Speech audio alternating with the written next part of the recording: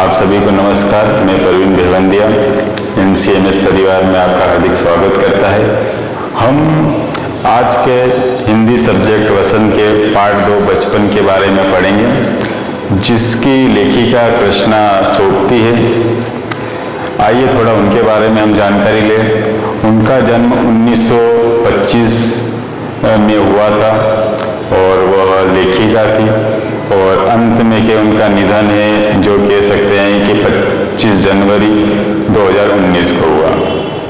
उन्होंने अपने बारे में इस पाठ में उनके बचपन के बारे में वर्णन किया है, साथ में आज की न्यू जनरेशन पढ़ने वाले बच्चे उनके बारे में बताया गया है कि आज के बचपन, तुम्हारे बचपन और लेखिका के बचपन में कितना अंतर था। जो सुविधा आज आपको उपलब्ध हो रही है, वो सुविधा उनके पास थी या नहीं थी, या उनका बचपन किस प्रकार बीता, वो इस पाठ में हम पढ़ेंगे। लेखिका कहती है कि मैं आज तुम्हें अपने बचपन की ओर ले जाऊंगी, जिसमें ये बताऊंगी कि तुम्हारे बचपन और मेरे बचपन में क्या फर्क था। वो कह रही है कि आज मेरी जो उम्र है, उस उम्र के हिसाब से आप मुझे दादी या नानी कह सकते हो। आगे बढ़ते हैं, जिसमें दे रखा है कि वो बता रही है कि जब मैं छोटी बचपन में थी, तब उस समय हमारा पहनावा थोड़ा डिफरेंट था। उस समय, आज मैं सिर्फ सादे सिंपल कपड़े पहनना पसंद करती हूँ, लेकिन उस समय मैं रंग बिरंगे फ्राकें पहनती थी, जिसमें दे रखा है फ्राक, निक्कर वाकर, स्कर्ट, लहंगे, गरारे, तरह तरह की वो पोशाकें पहना करती थी। लेकिन जो आज का दौर है, उस समय वो सादे और सफ़ेद कपड़े पहनना ही पसंद करती है। हम आगे बढ़ते हैं, जिसमें दे रखा है उन दिनों फ्राक के ऊपर वाली जेब में रुमाल और बालों में इतराते रंग बिरंगे रिबन हुआ करते थे। जब लेखिका के रंग बिरंगे फ्राक पहनती थी और साथ में ही उनकी जो माताजी थी, उनके बालों पर चोटी हुए रंग बिरंगे रिबन बांध दिया करती थी। हम आगे बढ़ते हैं। इसी के साथ में जो लेखिका के पिताजी थे, वो बहुत ही कामकाजी में सख्त थे।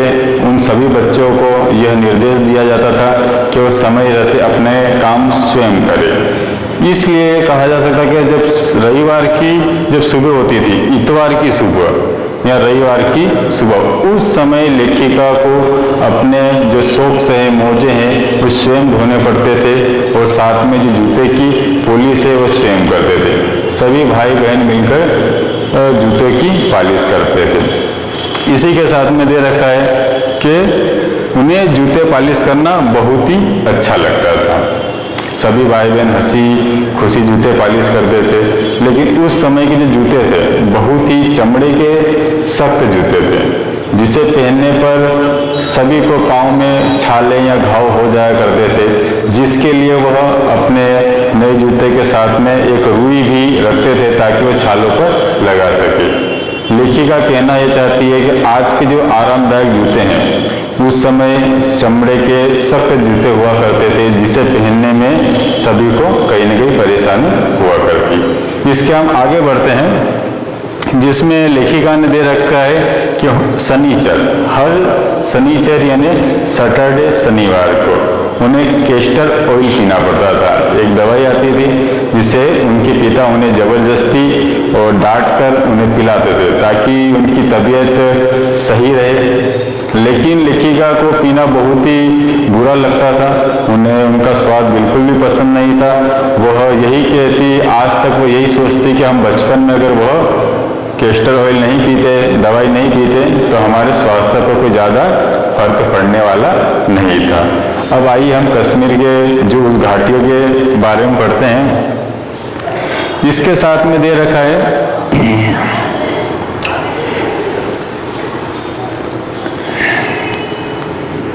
कि उस समय कहा जा सकता है कि जब वो अपने ननिहाल घर गई थी, मामा घर गई थी, नाना घर गई थी, तो वहाँ पर जो घोड़े थे वो बहुत ही हष्ट पुष्ट हुआ करते थे। पर लेखिका ने इतना ही कहा इस पाठ में, और कहा कि ये बातें मैं किसी और दिन में आपको बताऊंगी।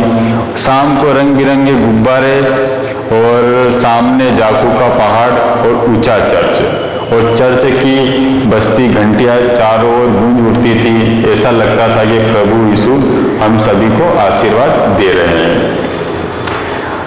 अब इसके बाद में उन्होंने वहाँ पर शाम का संध्या टाइम का नज़ारा बताया गया है कि जैसे ही सूर्य अस्त होता है चारों तरफ गुलाबी सुनहरी धारियाँ नीले आसमान पर फैल जाती है, पहाड़ों के मुखड़े गहराने लगते हैं और देखते ही देखते बत्तियाँ शाम की टिमटिमाने लगना शुरू हो जाती है। सर्वर स्कैंडल पॉइंट के ठीक सामने उन दिनों एक दुकान थी। एक सर्वर को कहते हैं कि स्कैंडल पॉइंट के ठीक सामने वह दुकान हुआ करती थी जिसमें शोरूम में शिमला कालका ट्रेन का मॉडल हुआ करता था। कहते हैं कि वह सबसे तेज गति से चलने वाली ट्रेनों में से मानी जाती थी। पिछली सदी में तेज रफ्तार गाड़ी वहीं थी और कभी कभी वहाँ पर उन्हें हवाई जहाज भी देखने मिल जाता था। हवाई जहाज जब वो देखते थे तो उन्हें ऐसा लगता था कि विशाल पक्षी अपने पंख फैलाए हवा में उड़ रहा है और उन्हें बहुत देखकर बहुत ही खुशी मिलती थी और हवाई जहाज को देखकर बहुत ही शोर करते थे। आगे बढ़ते हैं। एक टाइम ऐसा हुआ कि धीरे धीरे उनकी आंखें थोड़ी सी कमजोर होने लगी, उन्हें दिखना थोड़ा कम होने लगा। तो उनके पिता उन्हें एक अंग्रेज डॉक्टर के पास ले गए। अंग्रेज डॉक्टर ने जब उनके आंखों की जांच की तो उन्हें एक चश्मा दिया। चश्मा दिया तो बहुत ही उन्हें आश्चर्य हुआ कि ये क्या है, लेकिन चश्मा जब पहना तो डॉक्टर ने उन्हें यही जवाब दिया कि चश्मा अगर पहनोगी तो उतर जाएगा। लेकिन लेखिका कहती है कि जब जैसे ही मैंने वो चश्मा पहना लेकिन आज तक वो मेरे चेहरे पर लगा है और आज वो चेहरे पे बिल्कुल ही इस तरीके से फिट हो चुका है कि आज चश्मे के बिना मैं अधूरी लगती हूँ। लेकिन जैसे ही वो शुरू में लेखिका चश्मा पहन के बाहर आई तो लोगों ने कहा कि बेटी कमजोर हो गई हो, तुम दूध पिया करो। किसी ने तरह तरह की बातें करी और उनके चचेरे भाई थे जो उन्हें अपनी बहन को चिढ़ाना उन्होंने शुरू किया और उन्होंने कुछ कहा कि आंख पर चश्मा लगाया ताकि तुझे आंख पर चश्मा लगाया ताकि सूझे दूर की यह नई लड़की को मालूम सूरत बनी लंगूर की। जैसे ही अपनी बहन को देखकर जोर जोर से वो कहने लगा, जोर जोर से उसे बोलने लगा तो उन्हें बहुत ही शुरू में तो क्रोध आया, गुस्सा आया, लेकिन बाद में उन्हें यह शायरी या कविता बहुत ही अच्छी लगी और उन्हें देखकर प्रसन्न भी हुई। लेकिन बाद में अंदर गई, आईने के सामने जैसे ही चश्मा लगाया और सिर पर टोपी पहनी तो उन्हें ऐसा एहसास होने लगा है कि वह नहीं मेरी सूरत लंगूर की नहीं है। आज उनके पास कश्मीर की सभी तरह की टोपियां हैं, जहाँ वो टोपियां नहीं पहनती है तो सिर पे दुपट्टा ओढ़ लेती है।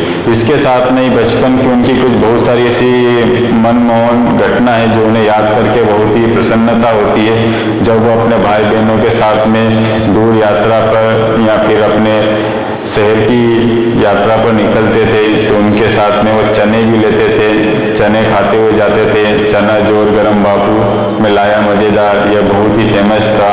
शिमला के काफल बहुत ही उन्हें प्यारे लगते थे, बहुत ही अच्छे लगते थे, जिन्हें वो आज भी याद करती है और बहुत ही आज भी उनका जब नाम आता है तो उनके मुंह में पानी आ जाता है। और यहीं से उनके जीवन की कुछ कृष्णा शोभिती है जिन्होंने अपने पाठ में उनके बचपन के बारे में बताया है। आइए अब इनके प्रश्न अभ्यास है, उनके बारे में मैं आपको कुछ जानकारी देता हूँ। प्रश्न अभ्यास स्मरण, जिसमें पहला प्रश्न दे रखा है लेखिका बचपन में इतवार की सुबह क्या क्या काम करती है। तो जैसा ही मैंने आपको पाठ में बताया था कि जब इतवार की सुबह होती थी तब लेखिका स्वयं अपने मोजे धोती थी और जूतों की पॉलिश किया करती थी। सेकेंड है, तुम्हें बताऊंगी कि हमारे समय और तुम्हारे समय में कितनी दूरी हो चुकी है। इस बात के लेखिका क्या क्या उदाहरण देती है। लेखिका ने बताया कि आज हमने पूरे पाठ में लेखिका यही उदाहरण देती रही कि आपके बचपन में और लेखिका के बचपन में कितना अंतर है उन्होंने पूरे पाठ में बताया। उनकी पोशाकें और आपकी पोशाकें बताई, उनके जूते और आपके जूते बताए। उन्होंने ये भी बताया कि जो हमारा ग्रामाफोन है उस समय चलता था, आज वही रेडियो टेलीविजन में चेंज हो गया है। जो हमारे शहतूत के शरबत हुआ करते थे, खसखस के शरबत थे, आज उनकी जगह कह सकते हैं कि कोक और पेप्सी ने ले लिए। उस समय जो हमारे समोसे कचौरी हुआ करते थे, आज उसकी जगह पेटीज ने ले लिए। तो इस तरीके से उनके और हमारे बचपन में अंतर बताया। अगला है, पाठ से पता करके लिखो कि लेखिका को चश्मा क्यों लगाना पड़ा। चश्मा लगाने पर उनके चचेरे भाइयों ने क्या कहकर चिढ़ाया। तो लेखिका को चश्मा इसलिए लगा क्योंकि वह सूर्य की रोशनी को छोड़कर अंधेरे में टेबल लैंप में अधिक काम करने लगी थी, जिसके कारण उनकी आंखें कमजोर हो गई थी, जिसके कारण वह अंग्रेज डॉक्टर के पास गई और अंग्रेज डॉक्टर ने उन्हें चश्मा लगाया। अगला है, उनके चचेरे भाई ने उन्हें क्या कहकर चिढ़ाते थे। उन्हें चचेरे भाई ने उन्हें लंगूर की सूरत कहकर और एक शायरी जो मैंने अपने अभी पाठ में आपको बताई वो उस के अनुसार चिढ़ाते थे। अगला है, लेखिका अपने बचपन में कौन कौन सी चीजें मजे ले लेकर खाती थी, उनमें से प्रमुख फलों के नाम बताइए।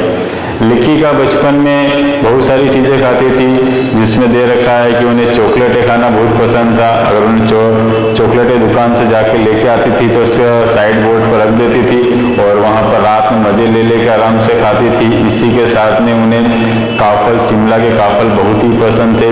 इसी के साथ में उन्हें चेस्टनट और भुने हुए चने और अनारचूर्ण यह बहुत ही अच्छा लगता था।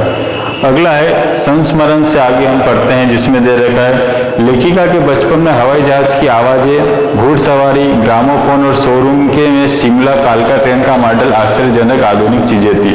आज क्या क्या आश्चर्यजनक आधुनिक चीजें तुम्हें आकर्षित करती है, उनके नाम लिखो। तो आज आपको क्या क्या चीज आकर्षित करती है, ऐसा अचंभित करती है, ये आपको खुद स्वयं इस पार्ट में देख के बताना है। ठीक है, जैसे सैटेलाइट हो गया, कंप्यूटर हो गया, ये मैं आपको एग्जाम्पल दिए हैं, लेकिन आप भी अपने विचार अनुसार कोई 5 उदाहरण आपको देने हैं। सेकेंड है, अपने बचपन की कोई मनमोहन घटना याद करके विस्तार से लिखो।